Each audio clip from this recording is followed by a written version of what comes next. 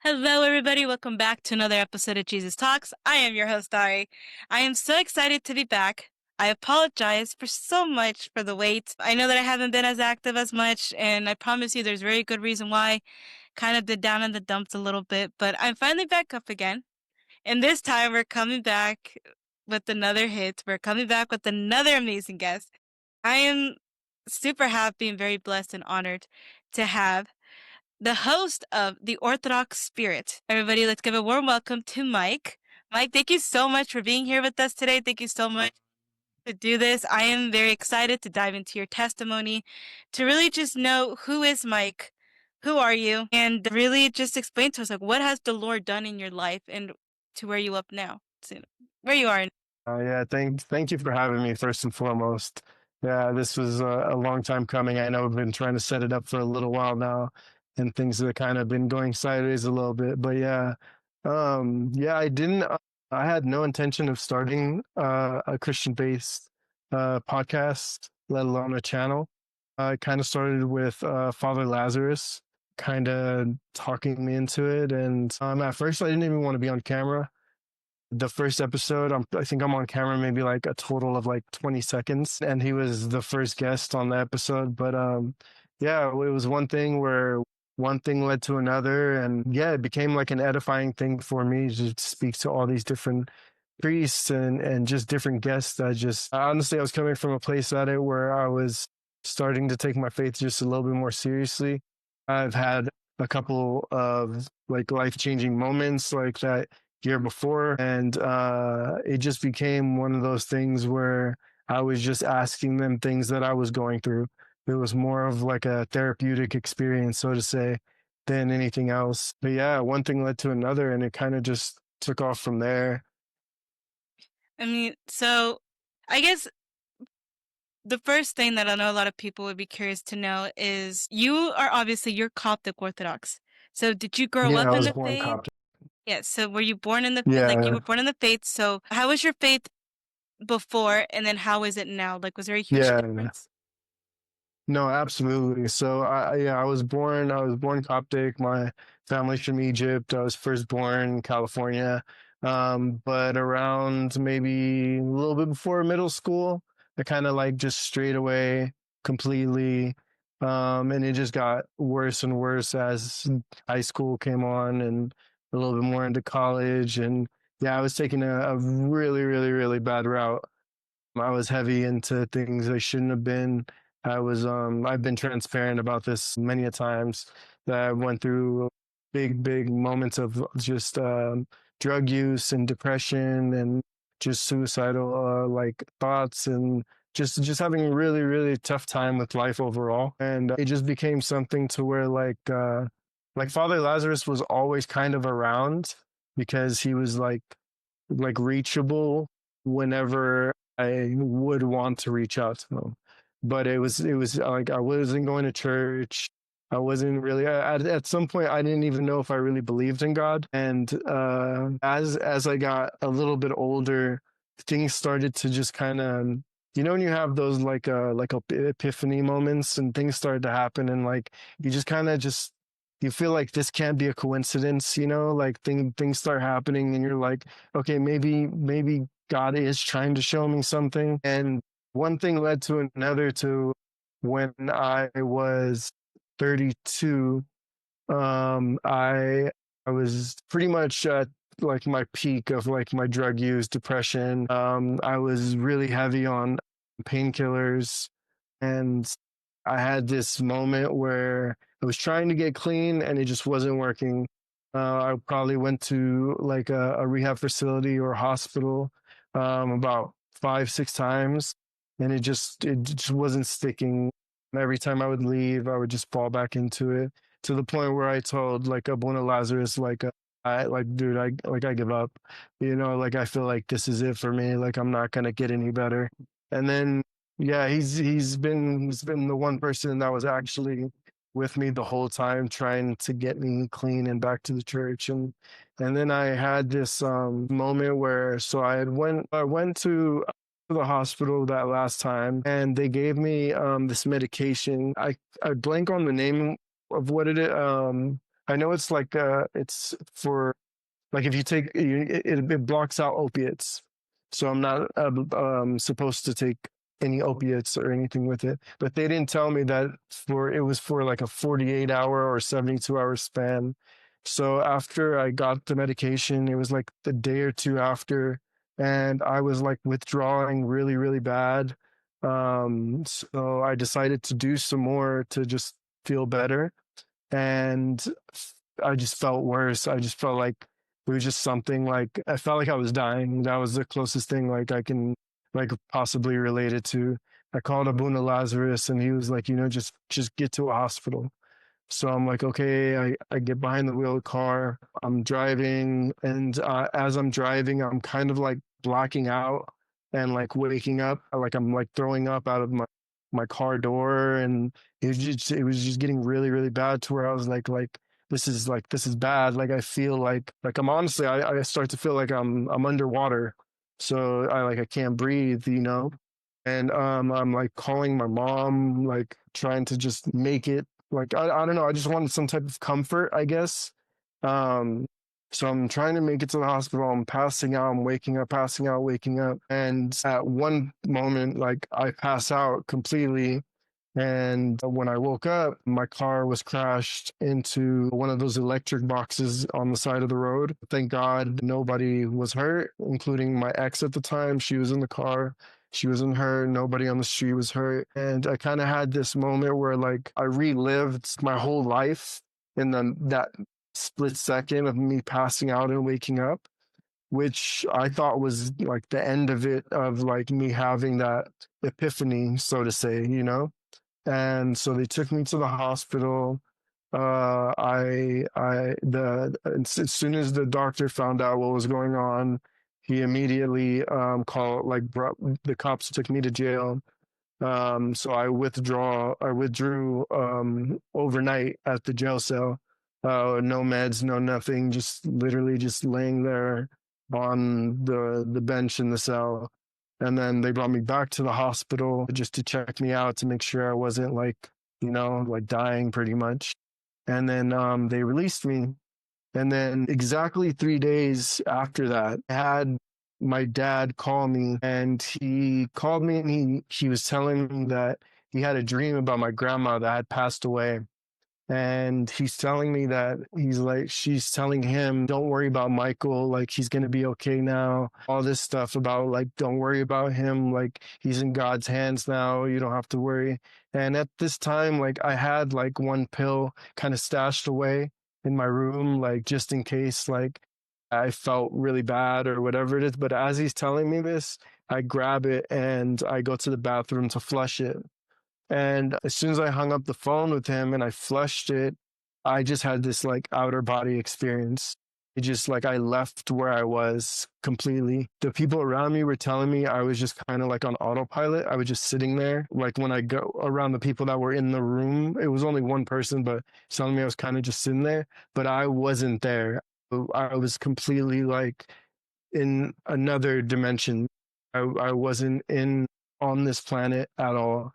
And at first it was an angel, and I believe it was, from my understanding, again, was like an angel of death, and he like kind of brought me down to these like levels of hell, and he would show me one level where something was happening. He would show me another level where it would get worse, another level, and it was just these feelings that I can't honestly describe. Like it was the most terrifying thing, and from like being there to being to like where like the last level was of like hell, a light came down and just touched me on the shoulder, and then I like flew up. Like it just felt like I just beamed up, and then I was just in front of this huge ball. It looked like the sun, but without like being burnt. It was just a big glowing light, and it was just comfort. Like that's the main like feeling, was love and comfort, to where like I didn't know what was going on, but I knew this was God. Like then like there was like no doubt about it. Like this is the creator of the universe. And all I felt was nothing but love. there's nothing on this earth that can describe that feeling. Like there's absolutely nothing that can describe that. And he was like telling me things about but like not with words. It was kind of like telepathically, like he was just speaking to my mind. And yeah, I'll share a few of the things. A few things was talking about how I need to like share my story of my drug use and stuff to help others, and that I need to continue to tell this story, or to tell about what had happened. And not like in hindsight, now I understand how this podcast came about, because this is like something I was afraid to do for about a year. I was afraid to do it. I didn't want to tell anybody. I thought people were going to think I was crazy. Like it was just one of those things that's really hard to just have a conversation about, you know? And yeah, and then he told me what he told me, and then all of a sudden I was back in my room, and I didn't really know what to make of it at the moment. I was like did I hallucinate this? Like what's going on? Like I couldn't really like logically, there's no way to make sense of it, but like spiritually and like in your heart, you knew what happened. So like it was one of those things that was like definitely a transformational moment in my life. And from that point on, that's when I started to, like, literally the next day, I went to church. I spoke to Father Lazarus, and I'm like in tears telling him like what's going on. And all he's doing is just smiling. And like he's knew like what happened without saying anything, you know? So I slowly started to just take my life, my spiritual life, a bit more seriously. Not to say that I didn't struggle along the way, not to say that I just like overnight became this like way better person or anything like that. Like I still struggled. I still had a lot of things I had to fix. I still do, even till now.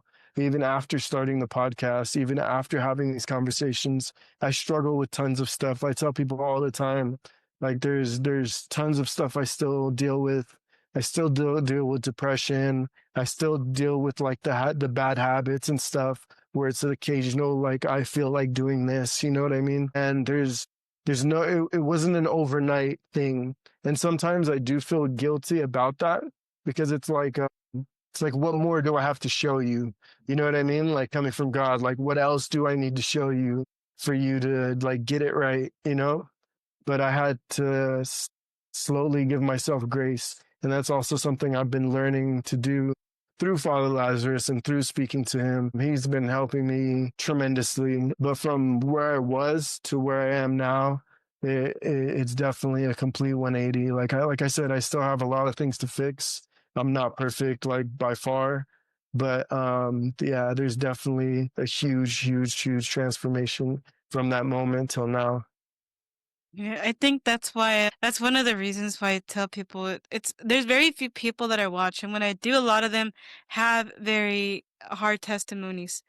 But I'm like, but I love it Yeah, because it's not very common that you hear people actually talk, especially in a Christian platform.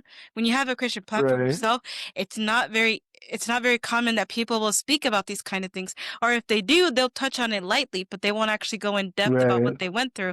So like for example, on this channel, we've my channel personally, the people who do watch me, they know that I talk a lot about mental health. I talk a lot about addictions. Mhm. I talk about all these different things because I went through similar things like that. I wasn't I never used drugs before, but I mean, addictions can be anything and just as Absolutely. bad. And so that's what, and I feel like it definitely does need to be spoken up a lot more. It does need to be talked about more.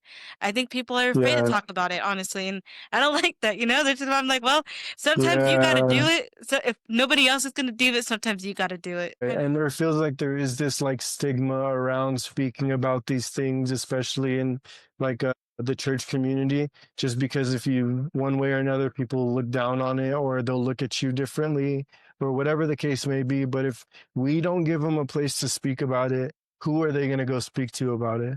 You're just going to fall into the wrong group of people. You're just going to get advice that's not godly. You need to, we need to give people that are suffering with mental health, with addiction, with all these issues, a safe place to be able to speak about these things. Or else, where else are they going to go? that's like that's going to be a positive like reinforcement for them. And I stress that a lot, and I have no problem being transparent about, like my past or like the things I deal with, because I mean, dude, like I have no shame in anything that's happened in my life, and the people that are there to judge, like that's not for me to deal with. I'm speaking to the people that are actually like looking for help. And I say that all the time. I even like post all the time, like if you need somebody to talk to, like these are complete strangers, and most of the time I don't know what to say. You know what I mean? Like I'm just talking from a person like that's actually just dealt with it. So it's been something that I've been grateful and blessed to even be able to help or speak to anybody dealing with the same things. Yeah, and it is very interesting. I I've shared about it before with my personal experience. For those who maybe aren't familiar that are probably watching this, I shared a lot about my addictions. Um, One of them obviously is that I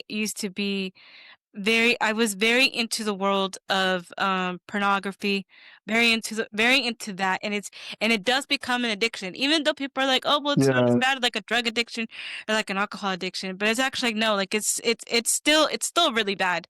Like yeah, it's damaging. Yeah, as a female being a part of it, like being a part of that world is not easy, and to come out of it is even right. more difficult too. And same thing, struggle with I'm been diagnosed with ADHD, depression, anxiety. I have everything that you could possibly think of what it feels Yeah, like, yeah, and I'm very open, I'm very transparent about it too. Suicidal ideations, yeah. man, I had a whole No, lot of I that hear you. too.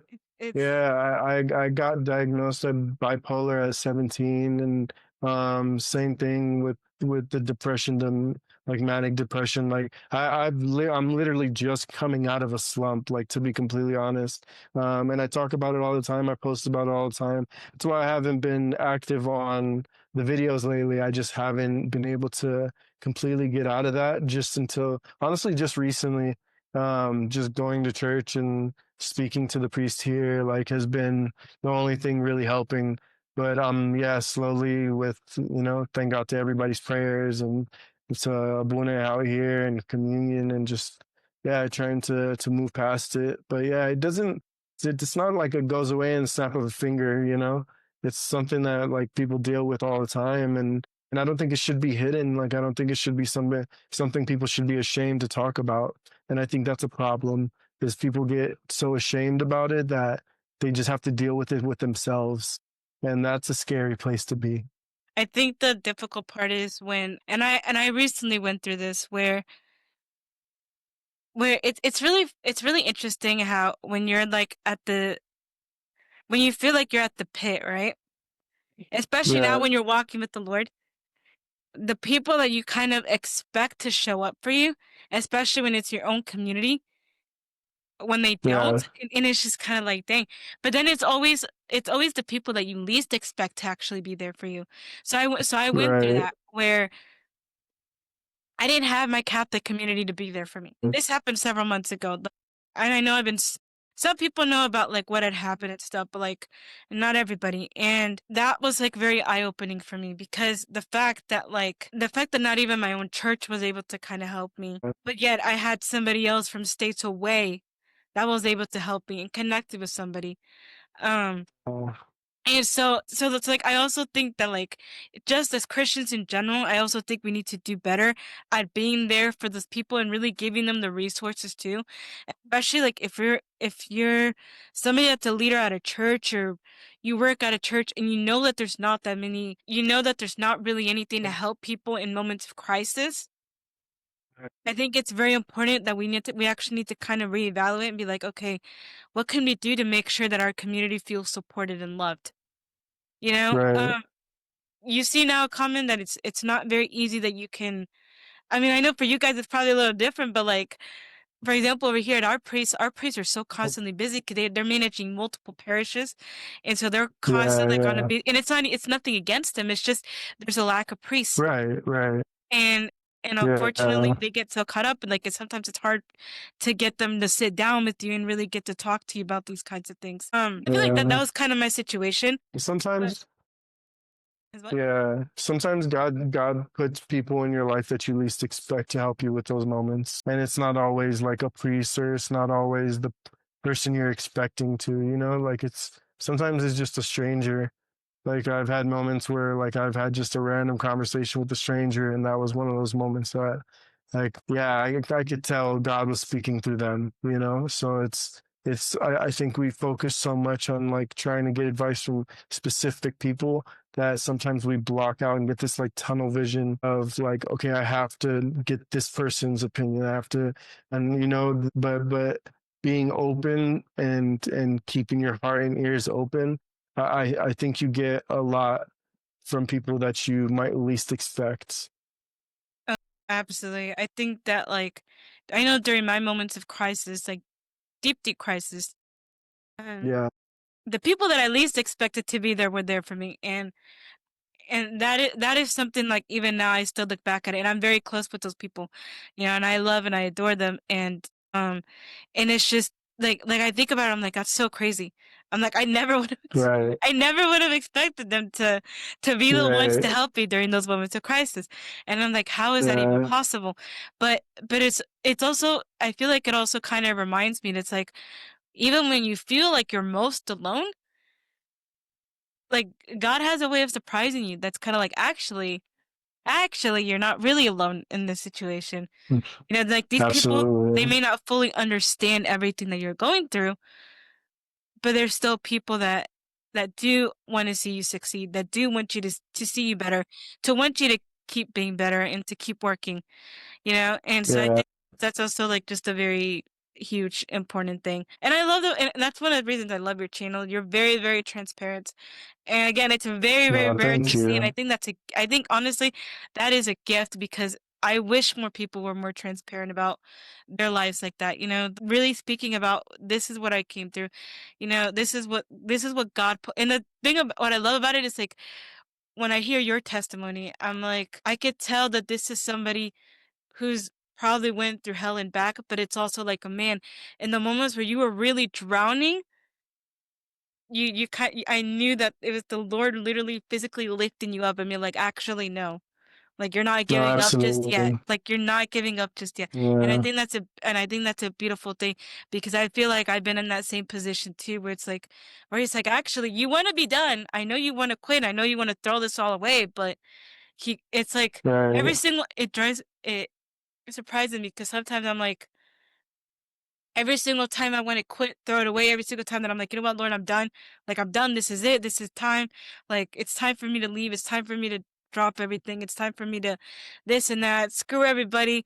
You know, you kind of start thinking, yeah, yeah, but but it's always like, and like the thing is, what people don't realize is like, especially with specific suicide, people don't realize like, if your attempts have not succeeded, that was God's way of protecting you and blocking you. absolutely, And that really does surprise me because I'm like, man, there are times where I'm just like, Lord, why won't you just let me do it?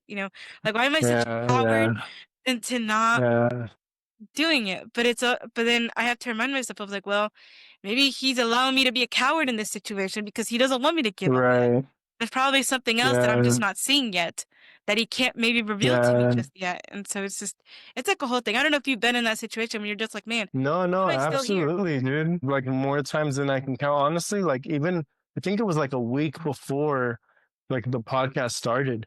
I was ready to go to Mexico and do like ibogaine treatment because I was like, dude, like if this doesn't work, I'm done. Like I'm throwing in the towel. I'm done. Like I can't do this anymore. Like Abuna, like I give up, dude. Like this is it. And this is probably like the millionth time I've had this conversation with him.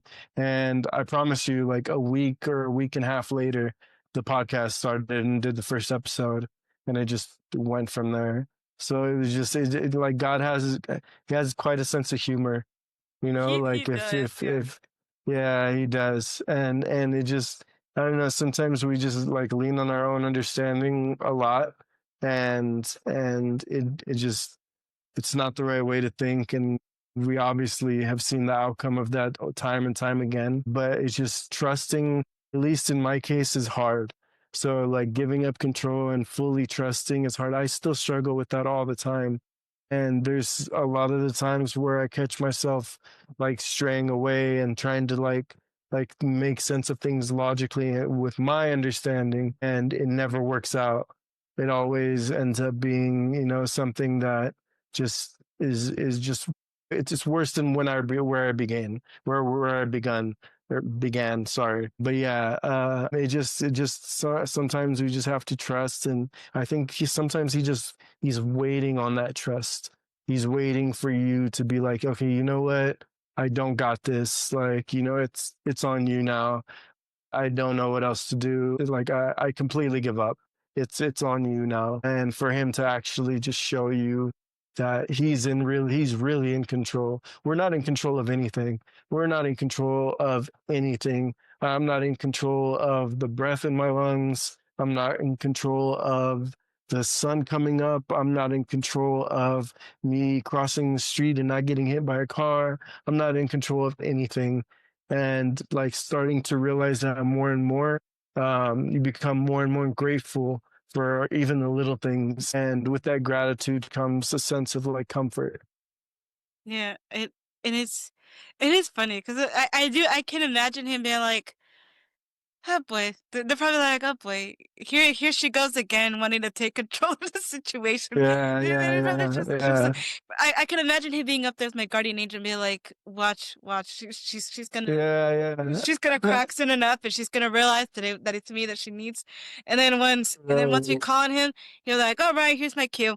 So then just goes ahead and takes control of it. And Uh, so that's how I kind of imagine it sometimes. And I'm just like, no, man, same, absolutely. And it's so funny when you think about it like that too. It's like, yeah, just go ahead and try. Go do what you think is right. And then, when you're done, I'll be here, you I'll know? be here waiting Yeah, till you call me. yeah, yeah, But you know where to find exactly. me, you know. Um, Right, right. but and I think, man, and I noticed this a lot too, and especially in my own personal life. I think the need of even trying to be in control when it comes to the things of God, when it comes to being like in your relationship with God, a lot of people don't realize, or at least I know for me, that came from for me wanting to be in control of the things that I did.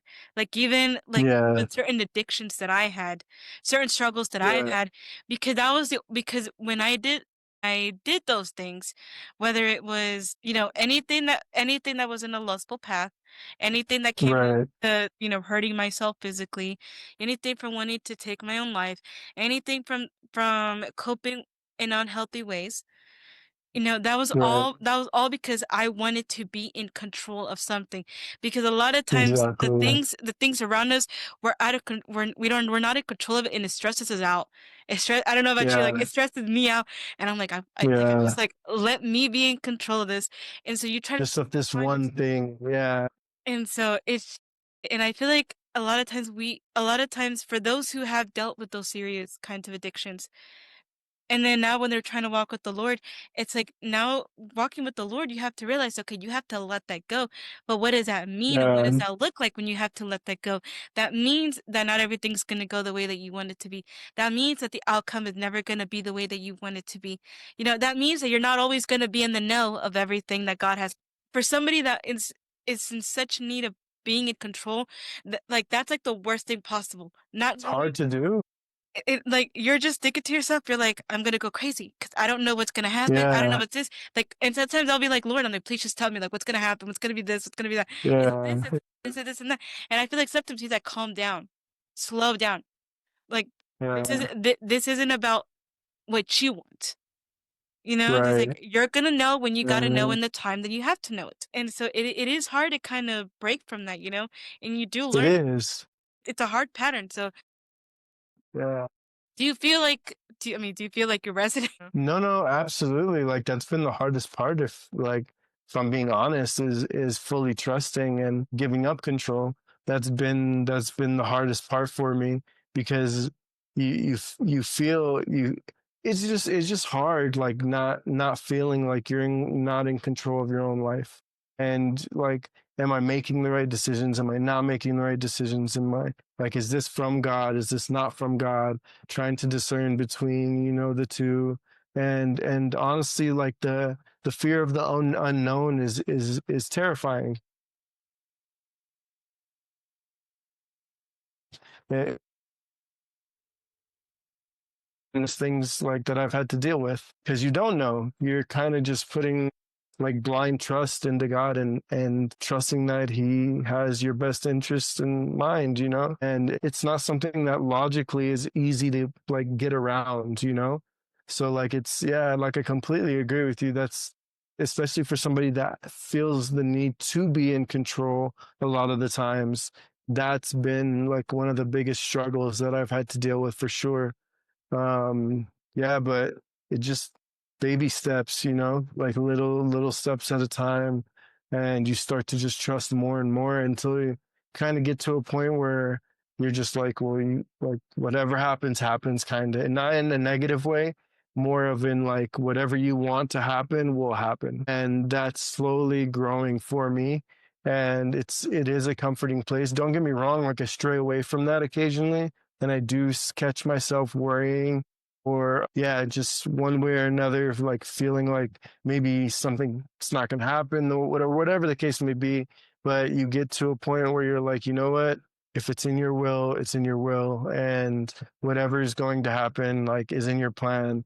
And that process and that sense of like understanding is very, very comforting once you actually like stick to that knowing of what you want for me will happen regardless, and nothing is going to change that. Nothing I can do, nothing the world can do is going to change that. So that is a really good place to be. But staying in that place, that's the hard part. Like that's the difficult part, especially like for me, is like staying in that thought process and not straying away from that. Because as humans, naturally, we tend to worry. We tend to try to like understand logically like what's going to happen next, and sometimes it's not something like that we're supposed to understand logically. And that's why like I don't believe in coincidences. I don't believe in like people crossing paths on accident. I don't believe in like people having conversations on accident, or just certain things just just magically just happen just because. I really think everything happens for a reason, and God puts everybody in your life, and every single conversation and every single action, like whether it's a stranger you meet on the street or a friend that has that conversation with you at that specific time where you needed it. You know what I mean? Like nothing happens by accident. And yeah, there's a big sense of like, yeah, you got to just trust and understand that He has your best interest in mind. And like, keep in mind, I'm saying this as like a baby Christian. I'm barely like understanding things, and I fall short all the time, every day. I'm still struggling with things, and I'm not ashamed to speak about it. You know what I mean? I talk about it all the time. I'm always failing, always trying to do better, always trying to get back up, but I'm far from where I should be. And I think that's okay. Like I'm trying to give myself grace, and I'm trying to understand that I'm not going to be this perfect person overnight, and understanding that that saying that God like qualifies the unqualified, or He kind of just picks the people that you wouldn't expect to be the people that are one changing other people's lives, or preaching the right things, or like helping other people, and He uses those people to do the right thing. And I'm kind of just letting myself just be a vessel for that. And not that I'm like saying that, oh, I'm that person. No, I'm not saying that at all. But if my past and what I've endured and what I've been through is gonna help somebody, then yeah, by all means. Like I tell them all the time, I'll be that vessel, if that's what you want me to be. And it's always wild to me when I come across somebody who has been through the same things or a similar path that I've been through, and then they're like, How did you do it?" or "How did?" And I'm like, "Who am I to give advice to somebody that just literally went through Yeah, the thing that I went through?" It's so hard. I'm like, "Should I even be speaking on this?" But then I'm yeah, in the same way. I'm like, I don't think anything's a coincidence. So I'm just like, maybe this is my chance to like maybe share what I know so far. And a lot of times Yeah. I'm not saying you have to do everything that I just did. I'm like, but this is what worked for me. You can either take it or Yeah. reject it. And I wish I said, I'm like, I am not responsible for what happens. My Yeah, yeah, advice. yeah. I'm like, I No, am no, not. I say that all the time, dude. I say it all the time, and I'm always arguing with like people around me and like people that are close to me. I'm like, dude, like, who am I to be giving these people advice when I'm literally still struggling with a lot of the same things they're asking advice about? You know, like I feel like super, super unworthy a lot of the times, and I don't feel like I'm the right person. But I mean, like I said, there's no accidents, and if we were all waiting to be perfect to give advice, nobody would get advice. You know, like everybody would be walking around like waiting to be perfect. And I don't think that's what God has in mind, at least in my opinion. Oh yeah, 100%. I don't think so either. I mean, I think that it's so weird because I mean I'm in this I feel like I'm listening to myself talk, because I'm just like, man, I'm like, I'm the same. I Yeah, don't feel worthy to be in this position. I don't feel worthy to have a small platform. And I was like yeah, platform, but then it's so weird because like when I went over to California about several months ago, I went to a conference and there's some people that recognized me, and I was like, yeah. I'm like, how do you even know who I am? It's crazy, right? And I was telling my mom, and I'm like, I'm like, I don't, I'm like, I felt so strange. I'm like, I'm used to just like being in the shadows, but now that I'm showing my face on the internet Yeah, and doing these interviews and everything, and it's just like, or sometimes I get messages of people asking me for advice about certain things, about whether they're discerning right. between churches or what maybe they need advice on like a personal thing maybe that I shared, that they're going through the same Yeah, thing right now, and I'm just like, what is happening with my life? I'm like, I literally not even that long ago, I was just chilling, watching Netflix, working, do what I gotta, you know, no, going I to get church and you, all that, dude. I get you. and now it's like people know who I am, and I'm like, oh, Yeah.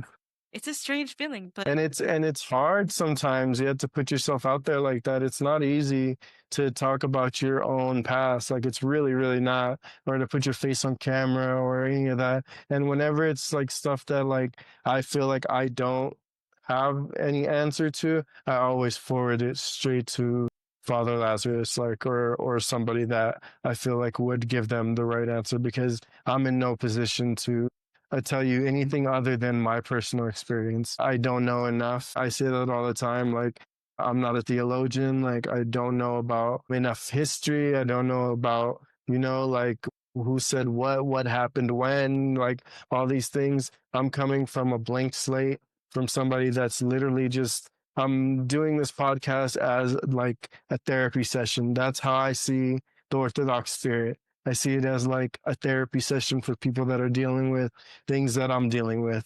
And honestly, the feedback I get is astounding. Like I've gotten so much like positive feedback as well as a little bit of negative feedback, which doesn't bother me one bit, but so much positive feedback and so many people are dealing with like some of the same stuff that are just afraid to talk about it or don't have anybody to talk to about it. So like just knowing that there are people that are in the same boat that do need to hear these conversations is really, really, really like a blessing to be able to do. yeah, I agree. It does blow my mind that like I have people that like look to me too, and I'm like, dude. And sometimes these are people that are older than me, because keep in mind, I'm only 24. Yeah, So like for people to come to a yeah, 24-year-old and they're like, hey, like I'm going through this or I'm going through that, and I'm like, oh. In my head, I'm thinking, I'm like, oh, why yeah, is that?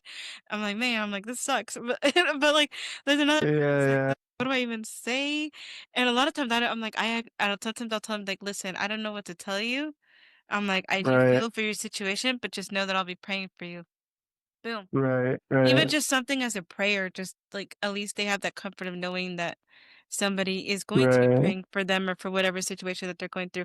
Now, another thing I do want to ask you is, how did you come up with the name The Orthodox Spirit? And my other question Yeah, is, we also knew that you had a very fun article written about you, along with our dear brother Jonathan from Roots of Orthodoxy and Roots of Faith. A lot of people were saying like, why would you use Orthodox if you're Coptic Orthodox? Why didn't you add yeah, Coptic Orthodoxy onto your channel name? So would you kind of give us yeah. the glimpse of the name, like why you chose that specifically? Yeah, so the Orthodox spirit really came between just picking names between me and Father Lazarus. We were kind of just going back and forth about a few things. And honestly, it just came up. It was just the Orthodox spirit. It sounded good, you know? Like I didn't put too much thought into anything because it to me, I know there's this separation between Eastern Orthodox and Oriental Orthodox, and I understand that very clearly. But in my head, we should be unified all as Orthodox. We should be one church. And for somebody to nitpick and to poke at something like that, it didn't bother me as much as it confused me, so to say.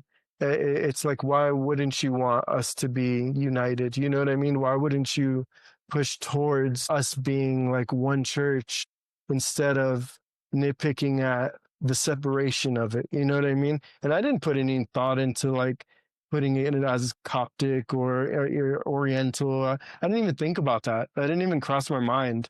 Like that's how little I thought about that, you know. And I guess people could see it for one way or another, but yeah, the name just came organically. It really did.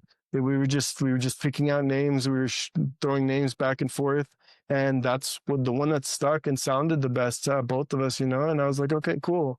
Yeah, I like this one. It sounds great. So this is what we're gonna roll with, you know. And even that article didn't bother me like one bit. Like it was more like I just didn't understand why, you know. And I really do feel like it was more because I did interview Jonathan and he's getting a lot of heat. But I don't think anybody should be criticized for trying to find their way.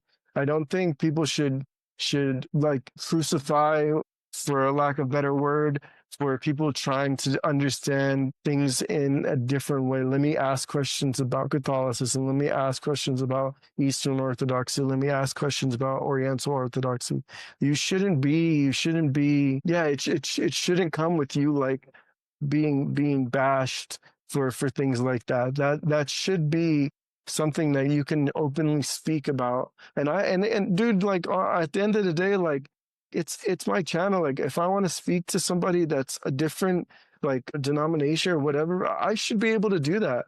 And I have no problem speaking to people from that are Catholics or that are Eastern Orthodox. It just like whoever comes around and whoever God puts in my path, and that's who I feel like is going to be a good conversation, then we're going to sit down and talk. I don't see it as like one thing and another. I don't see the separation. Like I understand it, I do, but that doesn't mean we can't sit down and talk about it. That doesn't mean I can't get good advice from somebody that's Catholic. That doesn't mean I can't get good advice from somebody that's Eastern Orthodox. That doesn't mean like you can't just sit down and have a human, just a person to person like human conversation with anybody, you know, like and I feel like people that are trying to cause separation, that's more of an ego thing, and that's more of something that I don't take personally. I don't take any of that personally just because I don't see it as I don't know. I just don't understand it.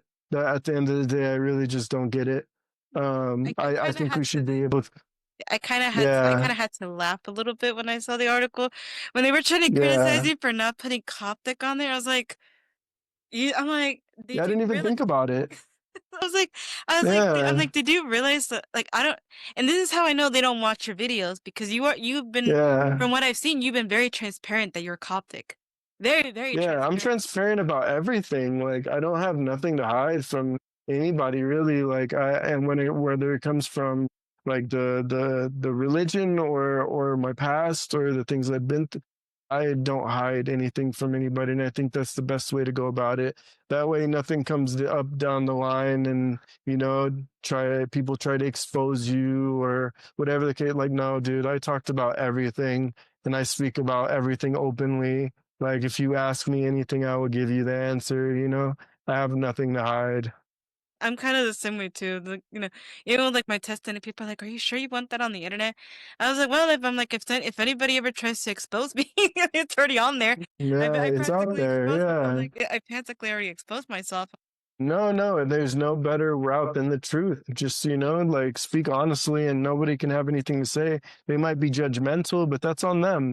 You know what I mean? Like, there's nothing you can do about people judging you. Like, and that's gonna come along with the territory.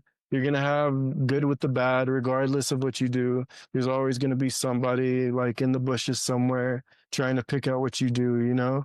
Yeah, and that's there's nothing you can do about that. And I try my best not to even like give it a second thought.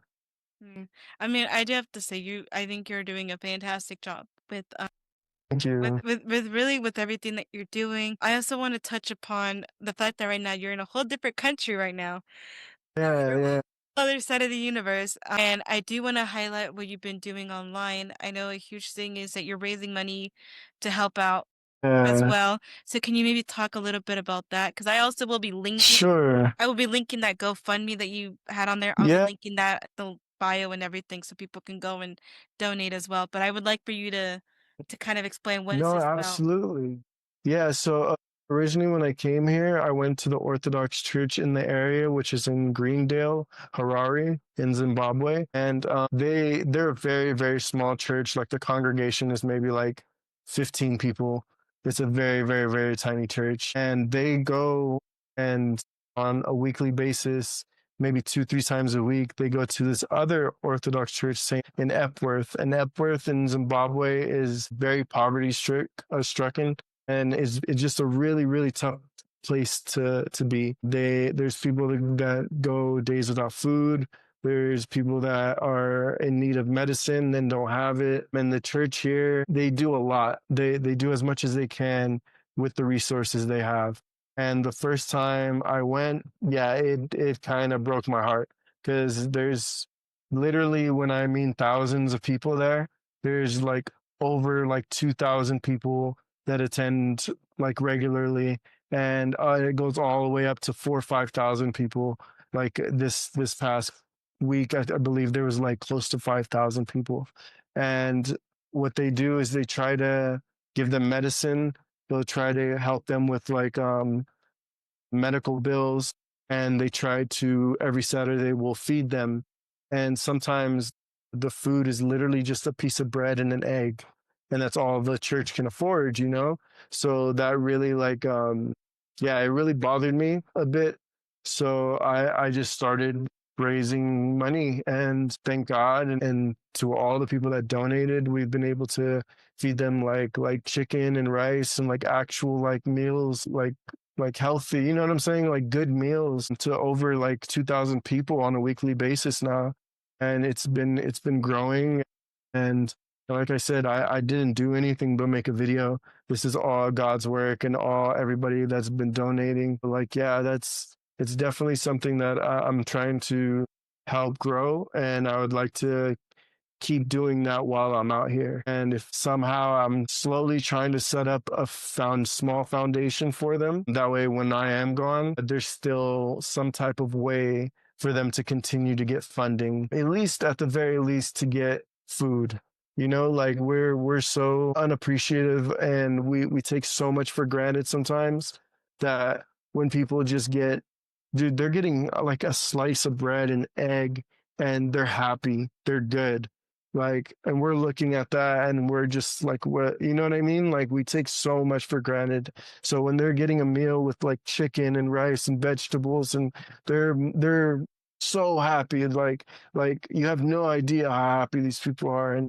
And just like I said, we take so much for granted that things like that will make you feel ashamed of yourself. Like we take so much for granted, that we really should like take we really should take into consideration all the things that God has blessed us with, and all the things that we should be thankful for, that we constantly on a daily basis complain about. Even the little things, like we catch ourselves complaining about dumb stuff, you know what I mean? And like if you really step back and look at these people's situations, like you honestly feel like crap. You feel like, man, what am I complaining for? Like God's blessed me with so much. Like I have meals I can eat 3 times a day. I have, transportation. I have a home, like it's ridiculous. Good health, like all these things that we just take for granted. And yeah, yeah, the Epworth Church is definitely something that has kept me honestly like staying here. It was one of many reasons why I decided to stay longer. I was I was supposed to leave. So I came in October. I was supposed to leave December 21st, and then I pushed it to February 2nd, and then I pushed it again till July. So like it feels like I'm like staying here longer and longer for certain reasons, and yeah, if I can help set something up, it would be amazing. But yeah, they're definitely in need of help. And again, to everybody that's watching, I will be posting the link to that GoFundMe. So if anybody finds it in the heart, it doesn't matter how much, no donation is too small. Yeah, no, Literally, I Mike has put it up. You set as can a put a dollar. dollar. Yeah. Yeah, I put up a dollar. If all you have is a dollar, that's more than enough. And I'm actually working on a video for the Epworth Church, just showing the mass there and the liturgy happening there. It just like I said, I've been in this slump, so I haven't gotten around to finish it. But yeah, it will be coming out soon, and yeah, that'll show the whole church and all the prayer going on in the church. And yeah, it's honestly like amazing. It's one of those things that can make you cry, like attending, you know what I mean? Like you can feel God in that church. Honestly, more than most places I've been, I've felt God in that church. Wow, that's really beautiful though. I love the fact that you're very passionate about helping them out there.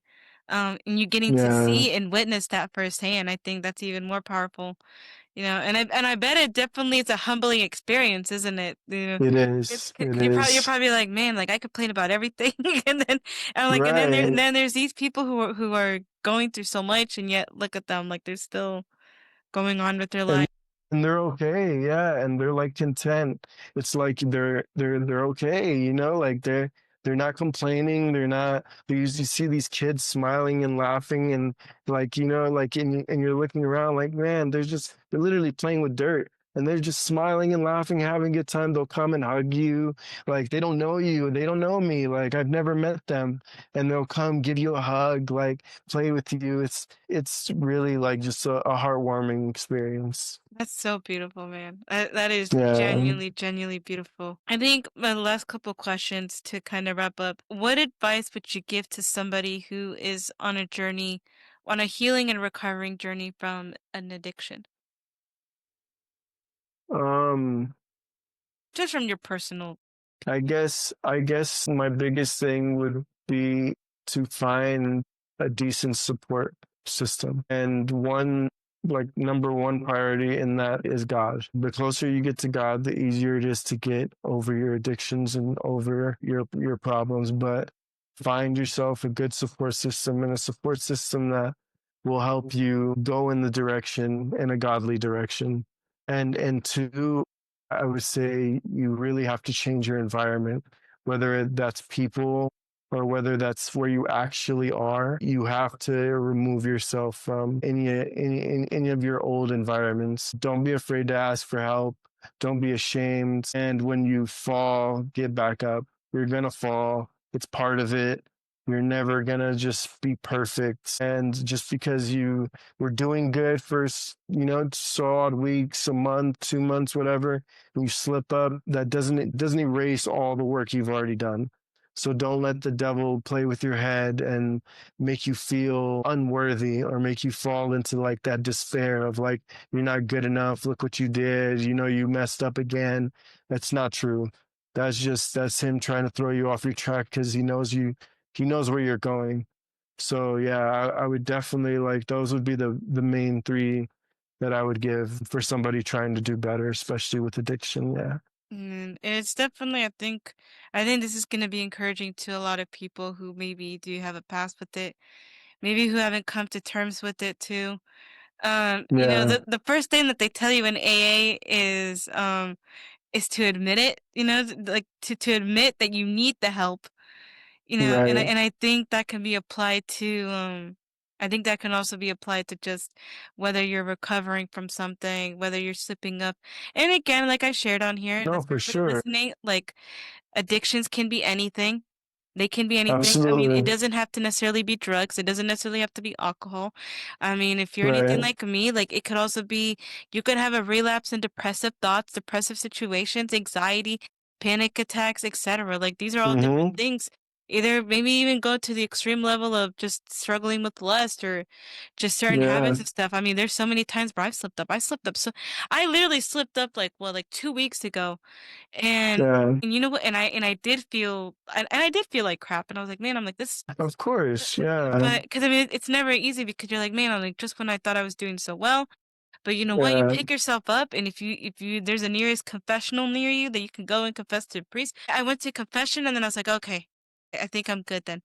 Like, Yeah. like Yeah. once I got to confession, I'm like, I don't know what I was so No, worried just about. dust Like, yourself off, yeah, and just get back up, because the devil plays tricks, man, and he's a good liar.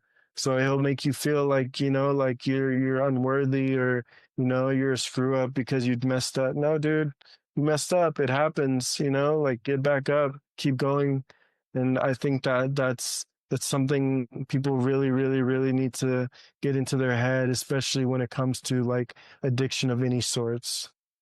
and I also think the most important thing is that it's okay to admit that you had a relapse. Like that's okay. Right, Like the journey is never meant to be perfect, especially when you're healing, right, especially when you're in the process of really trying to better yourself. I mean, and I think that's why it's so important. And I think that's why I love us both because we're just like we're both very transparent about it. Like, I mean, you admitted that you yeah, just got out of a rut. I'm like, how many people will just admit that I'm still getting my butt kicked every day from a lot of different things. yeah, yeah, We still gotta pick each other back up, and I'm not gonna lie. I mean, I don't have my best moments. I mean, any of my friends that know me, that are very close to me, they know that. They know that I've struggled a lot as well with my mental health. They know that I've had moments of yeah, crisis. But you know what? Like you still have to pick yourself back up. And I think there's something that my priest said this today at a homily.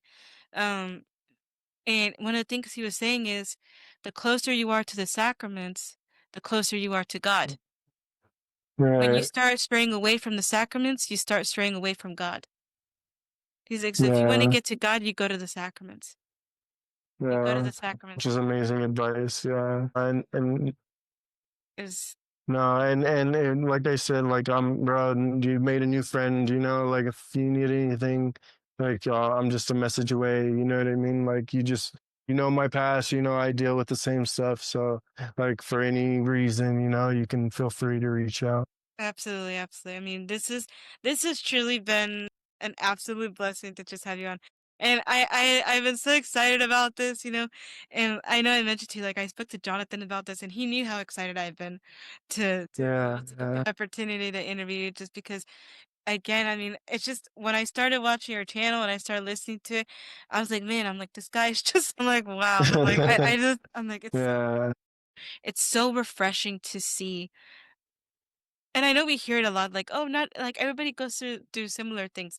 Yes, but it's very rare when you actually find people that you're like, oh, we were right.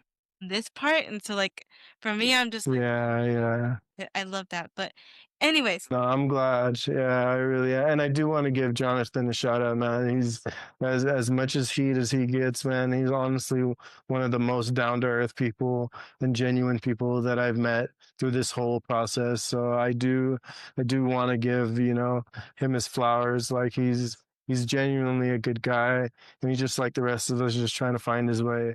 So I just, yeah, I do want to give him his flowers. Well, he's a great guy.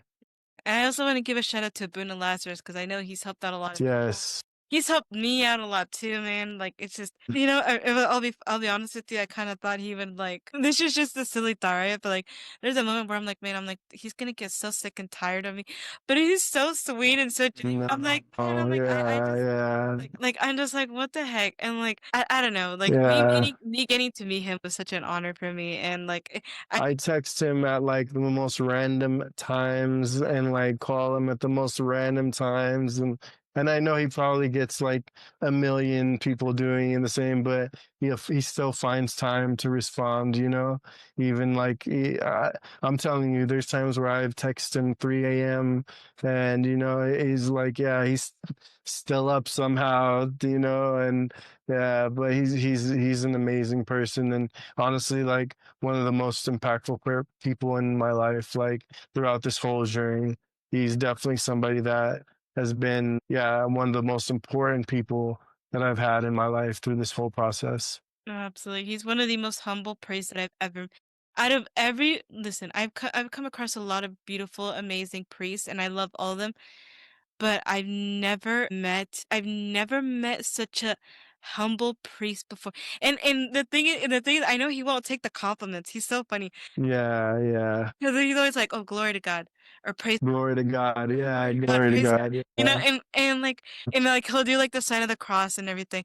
And you know, he's so humble that Yeah. he won't even admit that he's humble. So it's just like, man, I'm like, I need to. And it's funny because like when you start talking to him like that, like it starts rubbing off on you. And the more you talk to certain people, the more you start to become or start pick up certain habits from.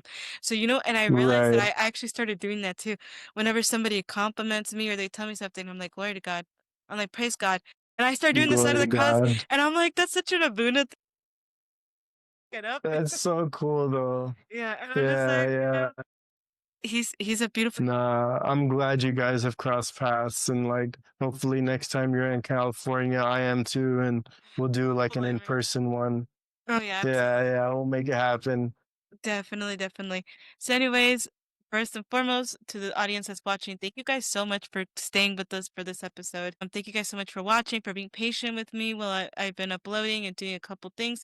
I have a lot more amazing guests coming along the way, some familiar ones that I'm really excited to also bring on. And not only that, but if you guys have not, if you guys are not familiar with my channel, please go ahead and check them out, The Orthodox Spirits on YouTube. Incredible channel, definitely, if you resonated with his testimony, his story, everything that we shared today, please go and check him out. Please follow him on all social medias. I will link that down below as well. If you're an early Patreon member, you guys get to see this video first before it's released to the public. So congrats.